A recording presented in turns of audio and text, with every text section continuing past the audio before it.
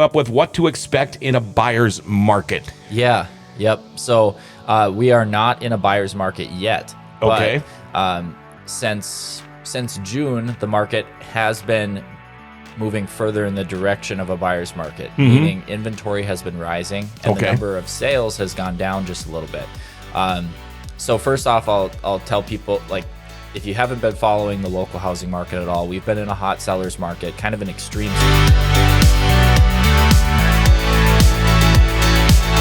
In the studio with us today, the one, the only, the realty expert, John Brodeen. Hey. Gotta have that applause, man. Yeah, How you doing? Good. How about you? I'm doing fine. What a beautiful day out there today, huh? Yeah. Loving this while it lasts. That's for sure. Yeah, while it lasts, because your life is going to change tremendously soon. Due date is when? Yeah, December 7th. Wow, for exciting, huh? Yeah, we're really excited. Is this gonna stop you from doing your martial arts stuff and things like that and training, or maybe just put a little hitch in the step there for a while? Yeah, we'll see how that goes. I'd love to. I train a lot as it is right now, like probably 9 or 10 training sessions a week. Oh boy. So we'll see if I'm able to keep that up. Probably not, but still, it's a priority for me. You know, Carolyn does her thing. She does CrossFit like many times a week. So we're both like pretty committed to staying good with that. Yep. However, we have to work it out. However, John Brodeen works it out with zero sleep. Yeah, we'll see how that goes. I do like my sleep, so. Yeah, well, we got to have it, especially when you have the lifestyle you do. I mean, you got to let the body repair itself, and sleep is the best way to do it. We were talking about topics, and you came up with what to expect in a buyer's market. Yeah, yep. So we are not in a buyer's market yet. Okay. But, since June, the market has been moving further in the direction of a buyer's market, meaning inventory has been rising and the number of sales has gone down just a little bit. So first off, I'll tell people, like, if you haven't been following the local housing market at all, we've been in a hot seller's market, kind of an extreme seller's market for the past 2 years. What you're seeing in an extreme seller's market is there's not enough listings on the market for the number of buyers who want to buy homes. So you're seeing a lot of bidding wars, even on homes that maybe wouldn't get a bidding war when it's a more balanced market. Sure. They're still getting bidding wars. The really attractive, move-in ready, well-priced listings are selling far beyond asking price. The original list to sale price ratio is an important statistic that basically covers how what percentage of the original full listing price that the seller eventually closes for. If that makes sense. Yeah. So if you got a $100,000 listing and it sells for $95,000, your original list to sale price ratio is 95%. We actually saw that percentage go up over 100 for the first time since I've been keeping track. And I think that was during June, but keep in mind, those are homes that accepted offers, during probably April. Okay. When the interest rates were still quite a bit lower then? Interest rates were still pretty high. The biggest difference was there was fewer listings on the market in the spring months. Yeah, interest rates actually dropped off a little bit recently. They dropped. I didn't know that. Yeah, on last Monday, they dropped to, I think 4.75 or 4.875. They jumped back up to like 4.99. Then they dropped back down today, actually, to 4.875. So they had gotten as high as 6. So they do fluctuate like weekly, even every day. There's fluctuations. But so a hot seller's market is characterized by a lot of competition amongst buyers. Very few listings for sale, a lot of buyers in the market, bidding wars, home selling over asking price, buyers foregoing contingencies that they would usually have in place, like home inspection contingencies. They're making concessions on appraisal contingencies, agreeing up front to pay over appraised value if the appraisal comes in low. So these are some of the things that characterize the hot seller's market. What should you expect in a buyer's market?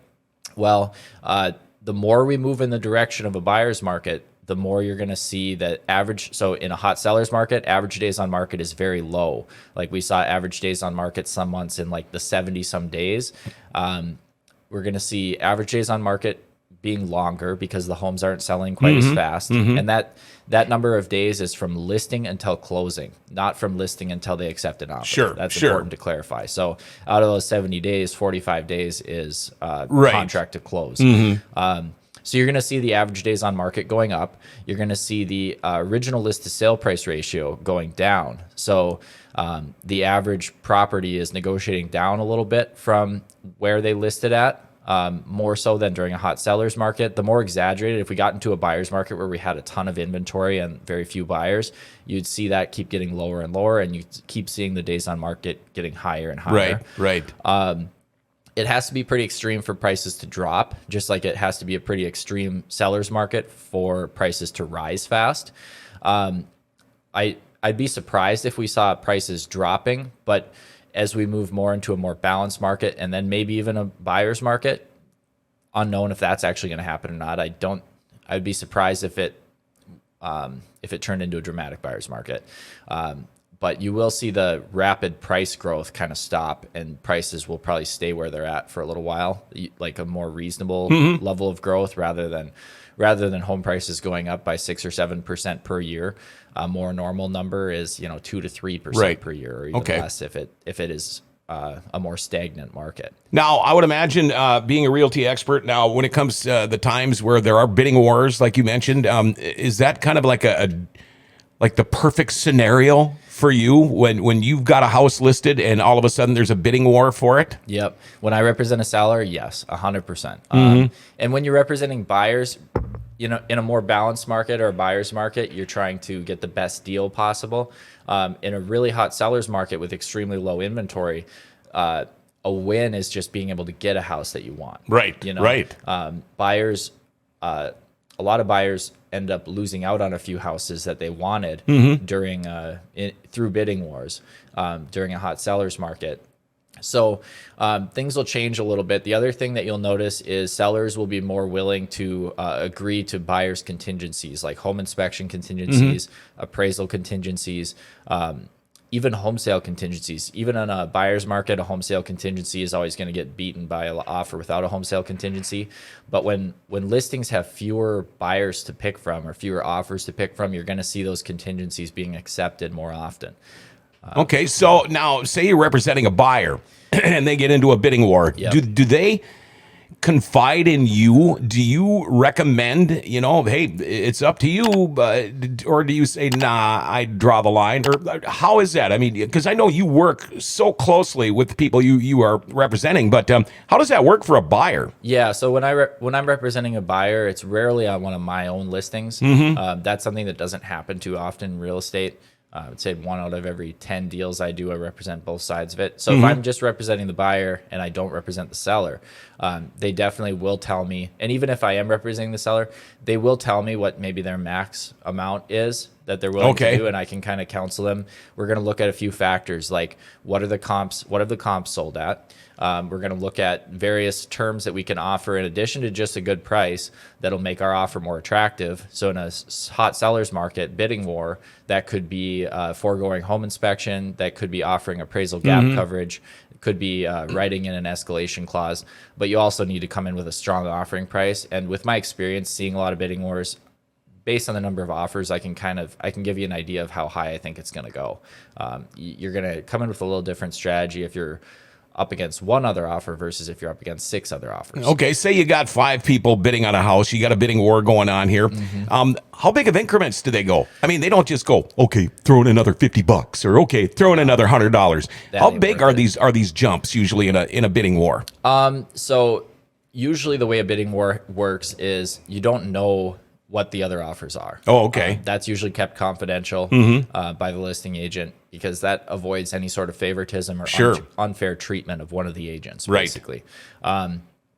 So in a bidding war where there's, like you said, a lot of other offers, let's say there's 6 other offers, it's pretty normal for something, I've had a few where they've gone $15,000, $20,000 over asking price, and then the winning offer, in addition to having a really attractive purchase price, also has really attractive terms like appraisal gap coverage, no inspection, maybe it's cash. You don't see that quite as often, but a cash offer, there's just so many fewer things that can go wrong because there's no underwriting mortgage process, nothing, no appraisal required by the bank. Now, in the last couple of years, have you seen more cash offers? Because it seems like I hear more and more about it. Yeah, I think there kind of has been more cash offers in the past couple of years than what we've been used to, but it's still a small percentage of the total number of sales. But the cash offers, if the cash offer is up against 5 financed offers, the cash offer, even if they're like $1,000 lower or $2,000 lower or $3,000 lower, most sellers will still take the cash offer because there's so much less that can go wrong. Right, right. Even if you've got the 2 best offers, one of them is $270,000, and that's the financed offer, and they're offering a $10,000 appraisal gap coverage. So basically, you're going to get your full asking price if it appraises at $260,000 or more. But then you've got a cash offer that's $265,000. It's worth it for the seller if you think the appraisal is going to come in, anything less than $255,000. That cash buyer, you're getting your money regardless. With the finance buyer, the only way you're actually taking less, the way you're taking less is if that appraisal comes back below $255,000, then the cash offer was actually higher, even though their offering prices, the cash offer was lower and the finance offer was higher. So appraisals make a big difference. I know that I'm probably not explaining that very well. Well, you're making my head spin here, John, because I learned so much from you guys on these Berkshire Hathaway podcasts, and I think I'm starting to get it. But and again, this is one of the reasons why, whether it's a buyer's market or a seller's market or whatever, all of these things that you're talking about are all of the things that you guys take care of. Yep. And we see them on a daily basis. So we're really in tune with the pulse of the market, and we notice it right away if things start to change. One thing I especially put a lot of effort into is staying on top of the statistics, because if you just kind of go on your own anecdotal experience, I could think the market's slow just because I'm slow, and the numbers could say otherwise, and I'm just in a slow period for some reason. So it's really important to monitor the whole market, and I love doing that through statistics. I'm kind of a nerd when it comes to You're like a numbers guy, aren't you? Yeah, I am. I haven't always been this way, but it makes everything make sense.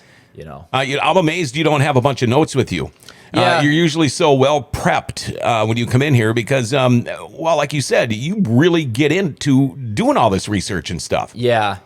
I don't know. I've been trying. I don't like to just read off of some notes that I've got, so I've been trying to get away from that a little bit. And half the stuff I remember anyway because I'm going doing it all the time when I'm writing down the notes. So okay, it's all upstairs here. Did you get to golf the tournament? The Spicer one? Yeah. No, I didn't. So that's okay. My wife's birthday was the next day, so we had to leave for the cities on Thursday. We left Thursday morning. Did she have a good birthday? Yeah, it was amazing. We Good. Got into the cities on Thursday, stayed at a nice hotel downtown, got massages in the morning, got a nice breakfast, walked around downtown, went and had dinner. Her parents were swinging through the cities, so we went and had dinner with them. Then we, on Saturday, we went to a family reunion for her side of the family. So, oh, cool.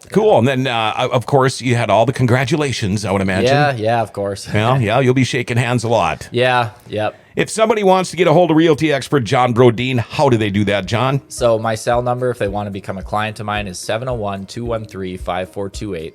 And if you want to learn more about me and learn more about the Grand Forks housing situation, follow me on Instagram, subscribe to me on YouTube, John Brodin Realtor. You'll be able to find me. I post content daily on all those platforms. So, all right, and we will see you back here again bright and early Friday morning. Yes. Yep. All right, until then, have yourself a great day, my man. You too, John. All right, there you go, your Berkshire Hathaway bi-weekly podcast with realty expert John Brodin. Watch the show again. If you've got any questions, you know how to get a hold of him, and we'll be back with him again on Friday.